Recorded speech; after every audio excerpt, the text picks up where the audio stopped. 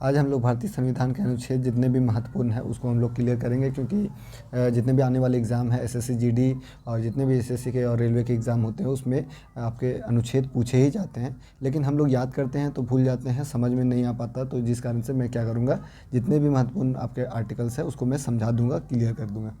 तो सबसे पहला हम लोग आर्टिकल्स आते हैं, तो 1 से 4 तक आर्टिकल्स में दिया हुआ है क्या, तो आर्टिकल्स 1 से 4 में दिया हुआ है कि संघ और राज्य क्षेत्र का वर्णन किया गया है, यानी बताया गया है संघ में कि कितने आपके राज्य हैं, कितने संघ मतलब क्या केंद्र, यानी कितने केंद्र शासित प्रदेश हैं, कितने आपके राज्य हैं, वो सभी चीज़ों के बारे में बताया गया है। जैसे कि आपका 8 केंद्र शासित प्रदेश है और 28 राज्य हैं, तो ये सभी चीज़ें के बारे में बताया गया है। ठीक है, 8 केंद्र शासित प्रदेश है और 28 राज्य हैं। ठीक है, याद रखिएगा कि 29 राज्य था, तो जो आपका 29वां राज्य जो था वो आपका तेलंगाना बना था, लेकिन जो जम्मू कश्मीर है वो आपका राज्य था, जिस कारण और वो क्या हुआ 370 हटने के बाद उसे केंद्र शासित प्रदेश बना दिया गया। तो उसको जम्मू कश्मीर को 2 भाग में बांट दिया गया। एक आपका इधर वाला है जो आपका जम्मू कश्मीर और इधर वाला लद्दाख, जिस कारण से 2 केंद्र शासित प्रदेश बना दिया गया था। तो टोटल पहले 7 केंद्र शासित प्रदेश थे, यूनियन टेरिटरी इसको बोलते हैं, तो इसमें 2 जुट गया, तो ये यानी कि हो गया 9। अब जिस कारण से क्या हुआ कि एक जो आपका गुजरात के साइड में आपका मिलेगा दादर नागर हवेली और दमन और दीव, ये जो अलग अलग केंद्र शासित प्रदेश थे ये दोनों को मर्ज कर दिया गया, जिस कारण से एक घट गया, तो हो गया आपका 8। इसलिए आपका 8 जो राज्य हैं, मतलब 8 केंद्र शासित प्रदेश है और 28 राज्य टोटल हैं भारत में। ठीक है, फिर दूसरा आपका अनुच्छेद 5 से 11, ये बहुत बार पूछा गया है, जो कि आपका नागरिकता से संबंधित है कि हम लोग को किस तरीके से नागरिकता मिलती है, तो सब अलग अलग डिफाइन किया गया है, जिस कारण से बहुत सारे इसमें कंटेंट आ जाते हैं। लेकिन आपको एग्ज़ाम में क्या पूछा जाएगा कि 5 से लेके जो 11 तक है वो आपके इसमें क्या दिया गया है, तो हम लोग के नागरिकता के बारे में दिया गया है कि भारत में जो लोग हैं उसको नागरिकता कैसे मिली है। अगर मान लीजिए कोई विदेश से कोई आदमी आता है तो उसको नागरिकता कैसे मिली है, कोई आदमी अगर यहाँ से चला जाता है तो उसको नागरिकता कैसे हटाया जाए।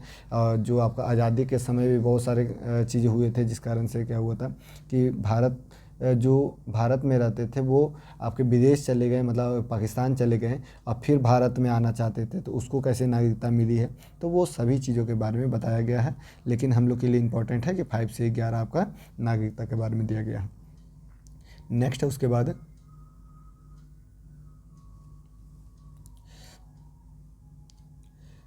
अनुच्छेद 14। अनुच्छेद 14 में जो है वो आपका विधि का शासन, यानी कि विधि का जो समान शासन है उसके बारे में दिया गया है। यानी कि जो विधि मतलब होता है कानून, तो कानून जो है सबके लिए समान होगा, उसके बारे में दिया गया है आर्टिकल 14 में। आर्टिकल 17 में क्या दिया गया है, तो अस्पर्शता। अस्पर्शता मतलब क्या होता है, छूना, स्पर्श करना यानी छूना, अस्पर्शता यानी कि ना छूना। ठीक है, यानी छुआछूत वाला जो आपका होता है, बहुत सारे नीचे जाति वाले लोगों को छुआछूत इस तरीके से भेदभाव किया जाता है, तो उसको अंत करने के लिए आपका आर्टिकल 17 में दिया गया है। और इसमें ये भी याद रख लीजिएगा कि जो मौलिक अधिकार हैं, मौलिक अधिकार, इसको मैं करता हूँ। ठीक है, तो मौलिक अधिकार ये आपका भाग 3 में दिया गया है। आर्टिकल जो है वो आपका 12 से लेके 35 तक के बीच में, आपका 12 से 35 के बीच में आपका दिया गया है मौलिक अधिकार के बारे में, जिसमें हम लोग आर्टिकल जो 14 है उसमें क्या दिया हुआ है कि सबको कानून जो है सबके लिए समान है। ठीक है, अब बात करें कि मौलिक अधिकार क्या होता है, तो हम लोगों को बहुत सारे अधिकार मिला गया है, जिस कारण से अगर मान लें कि उस अधिकार का हनन हो या उस अधिकार को ना मिले, तो हम लोग उस चीज़ को लेकर के सुप्रीम कोर्ट भी जा सकते हैं। जैसे हम लोग का बोलने की स्वतंत्रता, तो बोलने की स्वतंत्रता जो है वो हम लोग का मौलिक अधिकार है। अगर मान लीजिए कि कोई व्यक्ति आपको बोलने से मना किया जा रहा है, कहीं बोलने नहीं दिया जा रहा, तो वो हम लोग के लिए मतलब कि एक हनन होगा, जिस कारण से हम लोग इस चीज़ को लेकर के सुप्रीम कोर्ट जा सकते हैं। तो मौलिक अधिकार एक हम लोग का ऐसा अधिकार है जिसको हम लोग को मिलने पर अगर मान लो कि कोई उसका विरोध करता है तो उसको हम लोग कोर्ट में भी ले जा सकते हैं और उसे सज़ा दिला सकते हैं। नेक्स्ट है आपका आर्टिकल 18, तो उपाधियों का अंत। ठीक है, सिर्फ सेना वाले जितने भी होते हैं, कर्नल उर्नल, वो सभी को छोड़ करके, अब जैसे बहुत सारे व्यक्ति होते हैं जो अलग अलग पुरस्कार प्राप्त करते हैं, जैसे नोबेल पुरस्कार प्राप्त किए, तो सब अलग अलग आपका पुरस्कार प्राप्त करते हैं। तो वो अपने नाम के पीछे जो है वो आपका उस पुरस्कार का नाम नहीं रख सकते हैं। जैसे कि मान लीजिए कि कोई भी डैश नाम का व्यक्ति जो है वो आपका नोबेल पुरस्कार प्राप्त किया है, तो अपना नाम के साथ में नोबेल नहीं लगा सकते हैं, यानी कि उपाधि अपना नोबेल करके नहीं दे सकते हैं। तो यही है उपाधियों का अंत। लेकिन जो जितने भी सेना विभाग वाले हैं तो उसमें आपका उसमें जो अपना उपाधि है वो रख सकते हैं। इसीलिए सभी को आपका जो जैसे परमवीर चक्र हो गया, तो इस तरीके से अपना रख सकते हैं। फिर आपका अनुच्छेद दिया हुआ है 19, तो 19 में क्या गया है कि विचार, अभिव्यक्ति और स्वतंत्रता।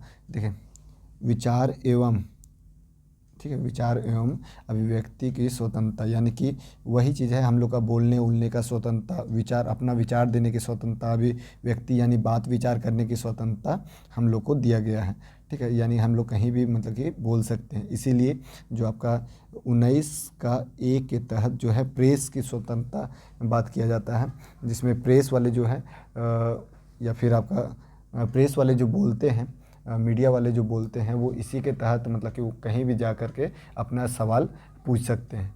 ठीक है, अगर मान लीजिए कि बोलने की स्वतंत्रता मना किया जाता तो प्रेस वाला को तुरंत ही भगा देता, बोलता कि यहाँ से निकलो, हमको तुम कुछ नहीं बोल सकते हो यहाँ पर। लेकिन नहीं, लास्ट में क्या होता है कि प्रेस वाले को देख करके सब अपने खुद से ही भागते हैं, उसको नहीं भगा सकते। इसके बाद है आर्टिकल 21। आर्टिकल 21 में क्या है, प्राण एवं दैहिक स्वतंत्रता, यानी कि कोई भी व्यक्ति जो है हम लोग को जान नहीं ले सकता है। जैसे अगर मान लीजिए कि आप ऐसा अपराध किए हैं जिसके कारण आपको ऐसा दंड मिलेगा जो इसकी आपकी मृत्यु हो जाएगी, जैसे बहुत सारा ऐसा अपराध होता है जिस कारण से आपकी मृत्यु हो जाए, तो वो छोड़ करके बाकी कोई भी व्यक्ति जो है वो आपको जान नहीं ले सकता, चाहे वो प्रशासन हो, चाहे वो कोई भी व्यक्ति हो।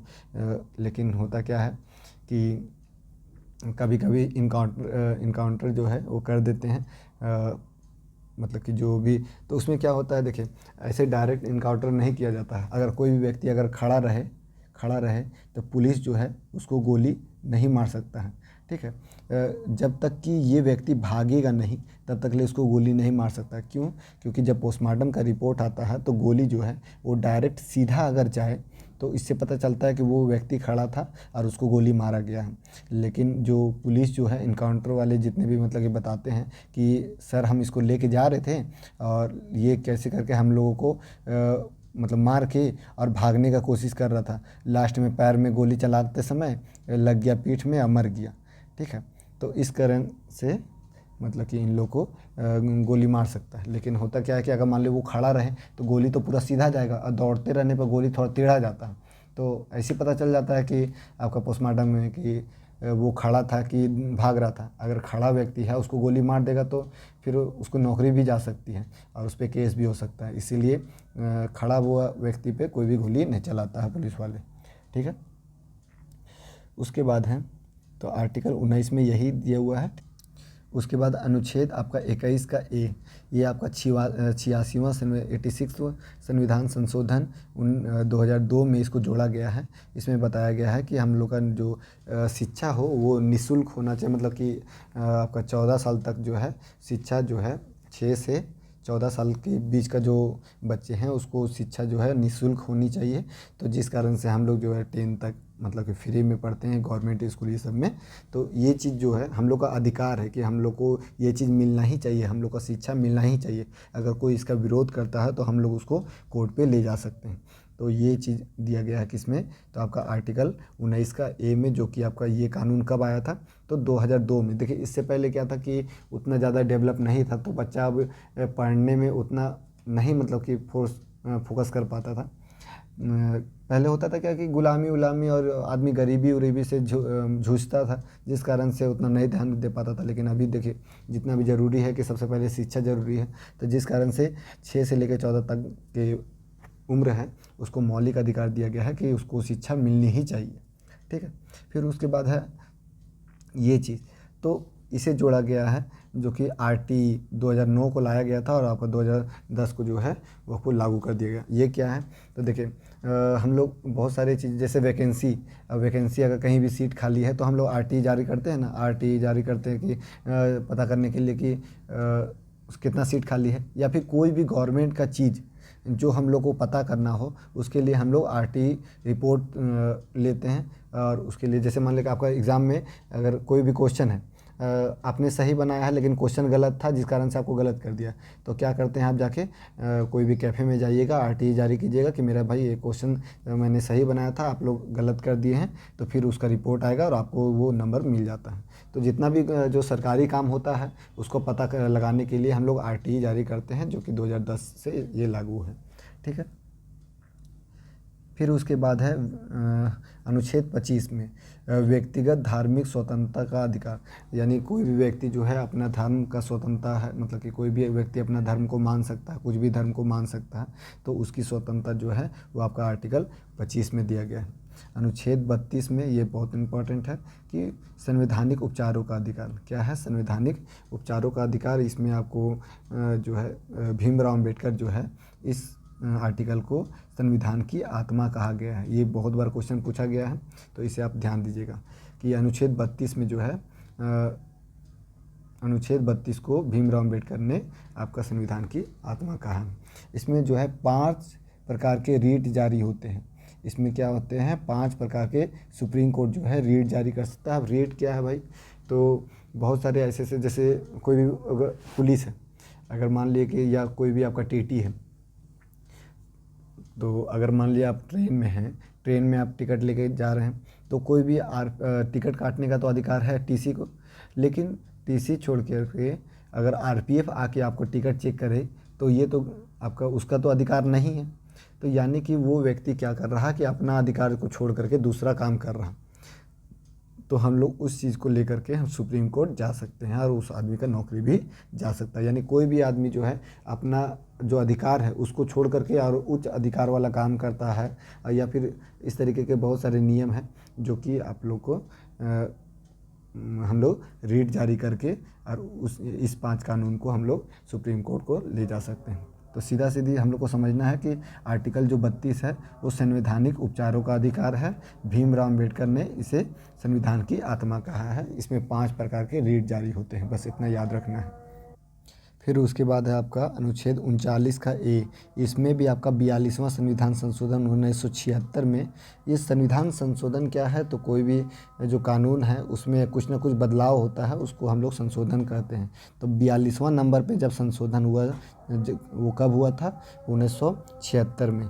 तो ये क्या है कि इसमें निःशुल्क विधिक जो सहायता है उसके बारे में बताया गया है कि जो हम लोग को शिक्षा उच्छा है वो हम लोग को निःशुल्क होना चाहिए। वो चीज़ उसमें भी दिया गया था और यहाँ पर भी ये चीज़ दिया गया है। यानी मौलिक अधिकार के आर्टिकल 21 का ए में भी दिया गया था और इसमें भी दिया गया है। फिर उसके बाद आपका आर्टिकल 40 में ग्राम पंचायतों का गठन के बारे में दिया गया है। क्योंकि देखिए बहुत सारे मतलब कि ऐसे ऐसे विवाद होते हैं जैसे गांव घर में, कि बहुत सारे ऐसे ऐसे विवाद होते हैं। अब भाई कोर्ट में तो इतना सारा केस पेंडिंग होता है जिस कारण से कुछ मामला क्लियर नहीं हो पाता। इसीलिए ग्राम में भी आपके पंचायत का गठन किया गया है कि छोटा मोटा जो भी चीज़ है वो जो ग्राम के पंचायत हैं वो समझ लेंगे। तो इसीलिए ये जो चीज़ है वो महात्मा गांधी के आदर्श से प्रेरित होके ये आपका इसको लागू किया गया था, जो कि आपका तो अनुच्छेद 40 जो है वो ग्राम पंचायतों का गठन से संबंधित है। उसके बाद आपका है अनुच्छेद 44 समान सिविल संहिता।